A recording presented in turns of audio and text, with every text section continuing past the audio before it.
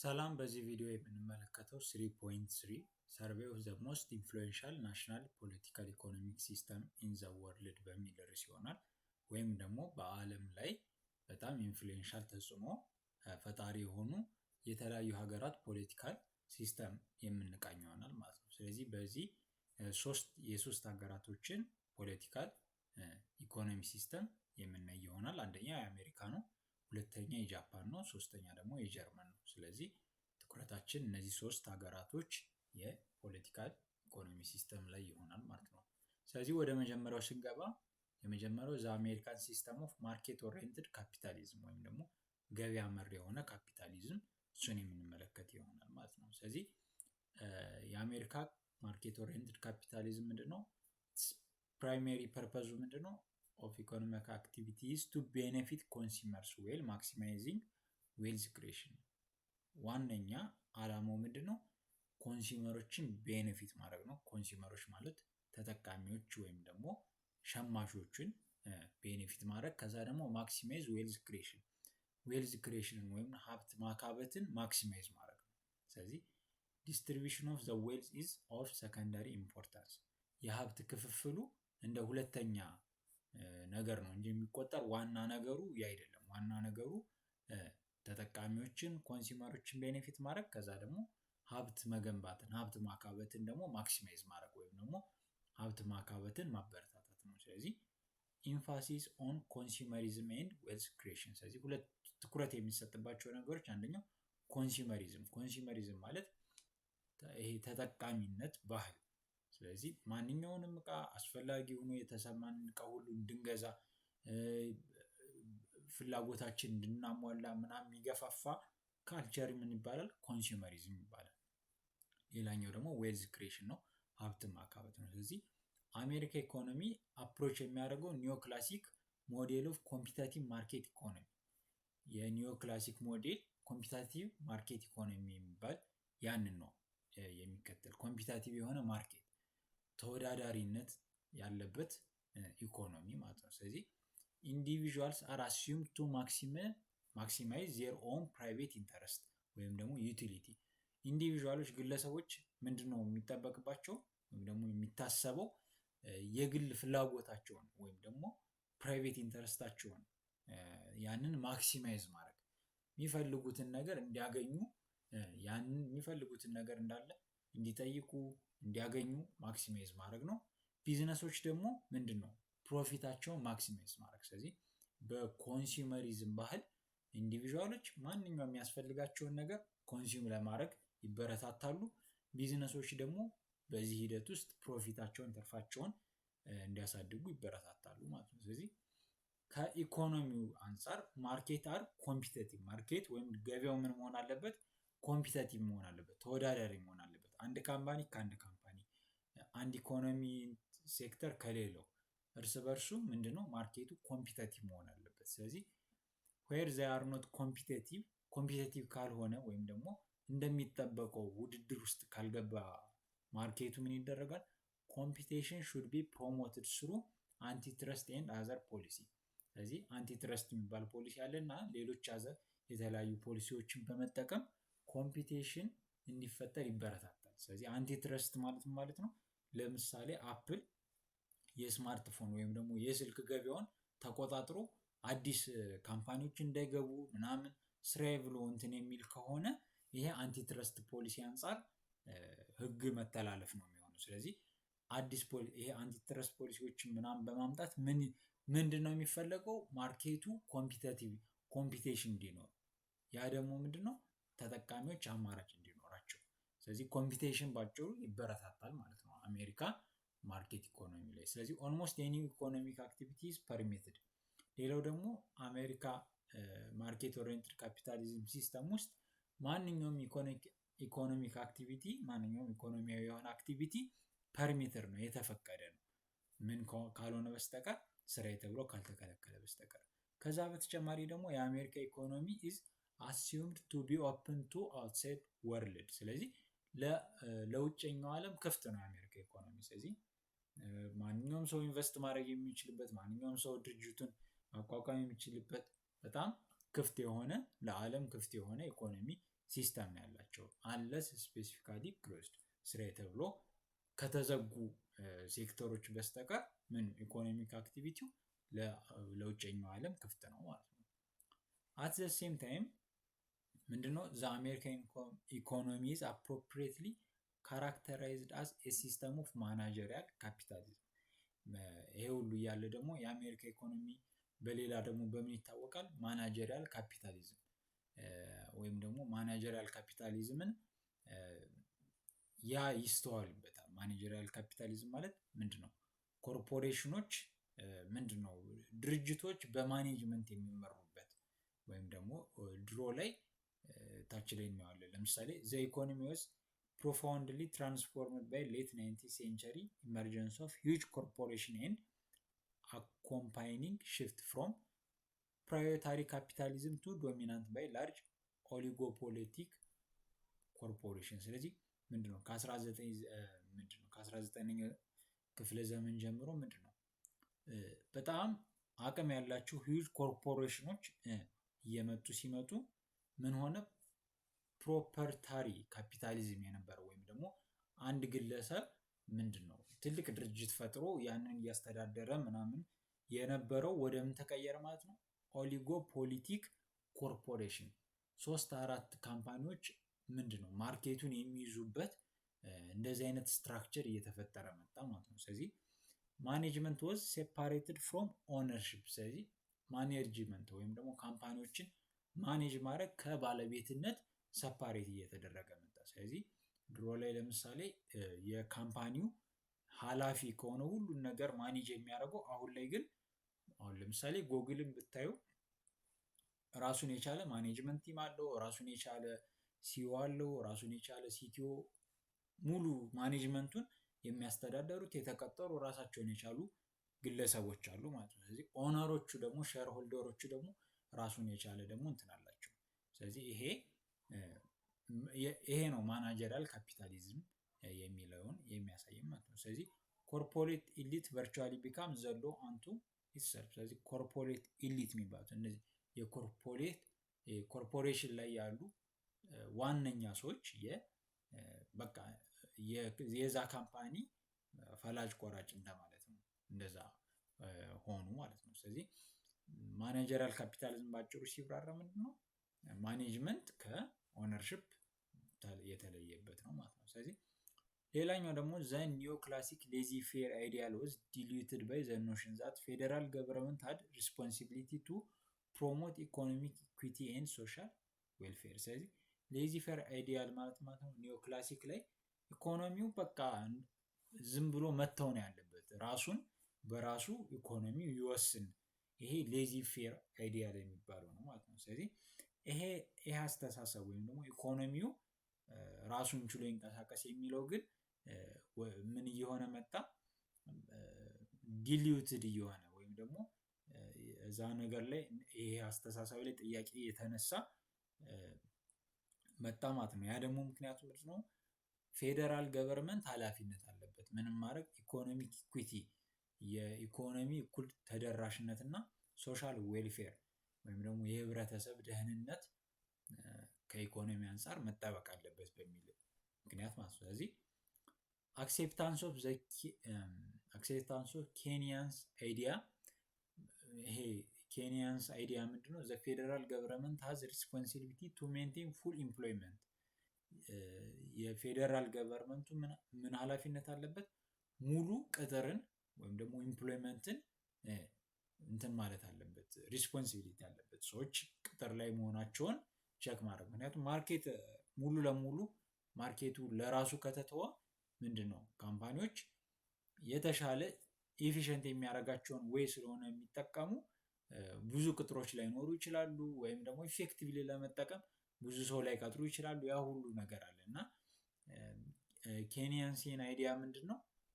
ፉል ኢምፕሎይመንት ሪስፖንሲቢሊቲ ያለበት መንግስት ፉል ኢምፕሎይመንት ሙሉ ቅጥር እየተካሄደ እንደሆነ ማወቅ አለበት። ስለዚህ ማክሮ ኢኮኖሚክ ማለት እንደ ሀገር ኢኮኖሚው ከላይ ስንመለከተው ያለውን ምንም ፊስካል ኤንድ ሞኔታሪ ፖሊሲ የፋይናንሻል ወይም ደግሞ የገንዘብ ነክ የሆኑ ፖሊሲዎችን ማውጣት አለበት የሚል ነው።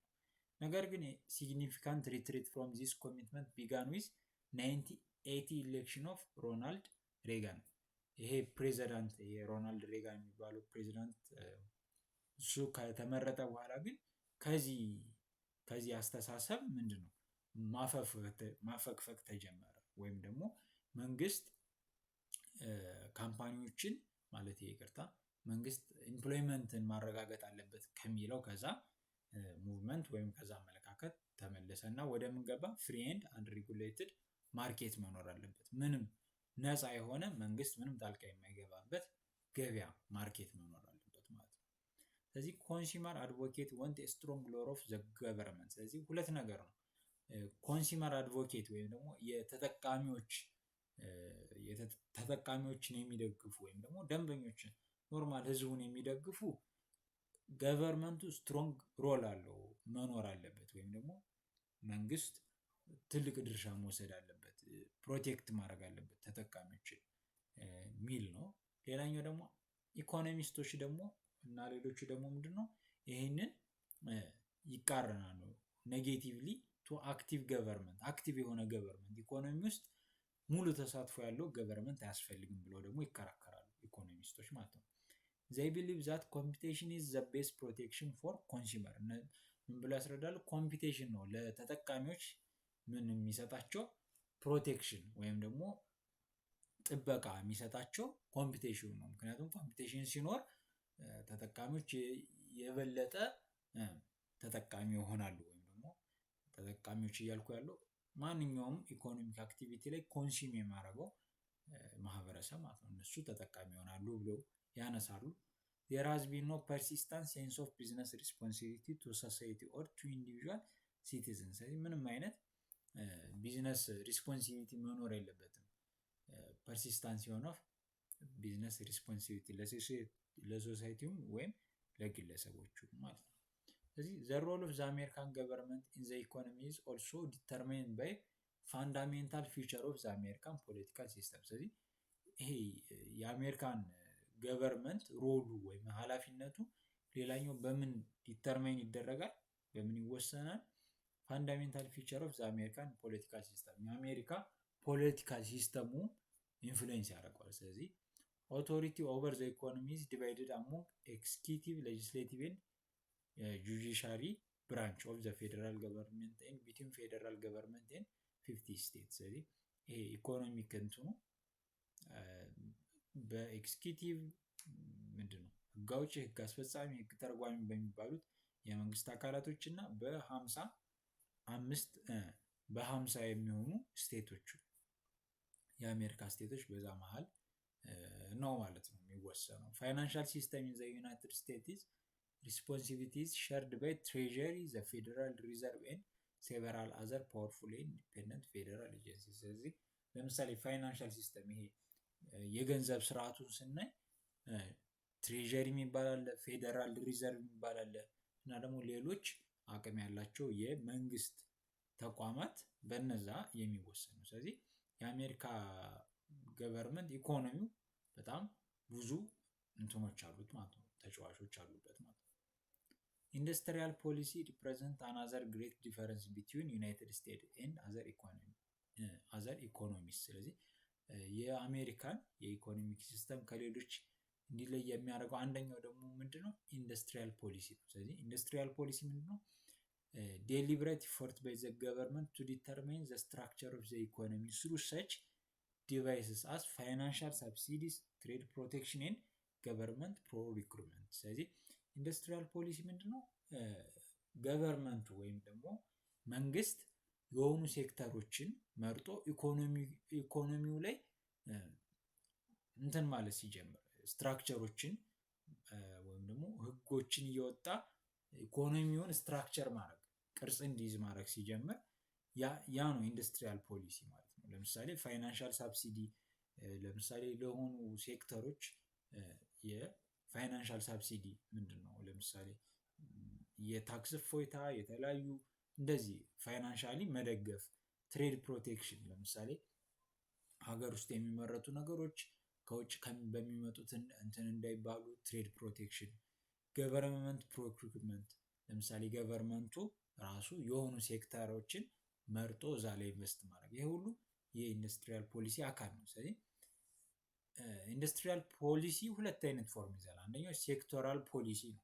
ሴክቶራል ፖሊሲ ምንድነው? ቤኔፊት ቱ ፓርቲኩላር ኢንዱስትሪ ኦር ኢኮኖሚክ ሴክተር፣ መንግስት ስራዬ ብሎ የሆነ ኢኮኖሚክ ሴክተርን መደገፍ። ለምሳሌ ቴክኖሎጂ ጋር የተያዘ ኢኮኖሚ ሊሆን ይችላል፣ ወይም አግሪካልቸር።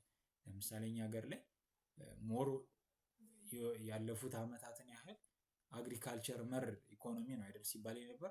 ምክንያቱም መንግስት ስራዬ ብሎ አግሪካልቸር ጋር የተያዙ እንትኖችን ይደግፋል።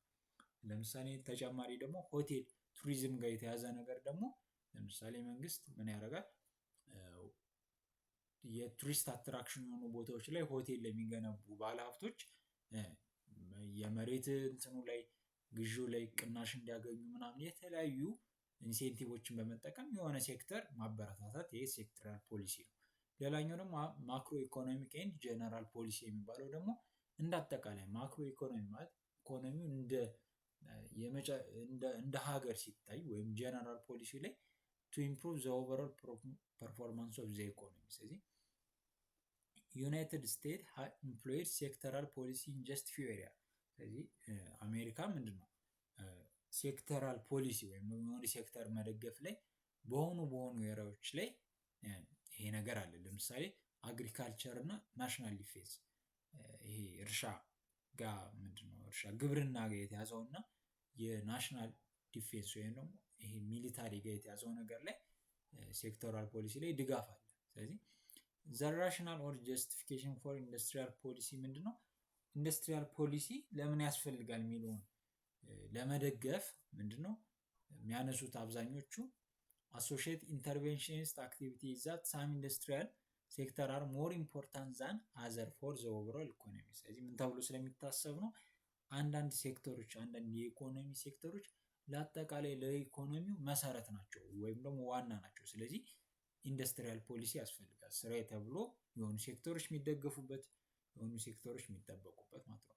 in general however only justification for industrial policy considered legitimate in United States to overcome market failure። ስለዚህ ኢንዱስትሪያል ፖሊሲ እንደዚህ ሆኖ ሳለ አሜሪካ ላይ ግን ኢንዱስትሪያል ፖሊሲ በቃ ያስፈልጋል ተብሎ የሚታሰበት ብቸኛው እንትን ማርኬት ፌለር ሲሆን ማርኬቱ ራሱን በራሱ እንትን ማለት ሬጉሌት ማድረግ ሲያቅተው ያኔ ነው ኢንዱስትሪያል ፖሊሲ የሚያስፈልገው ተብሎ ነው የሚታሰበው።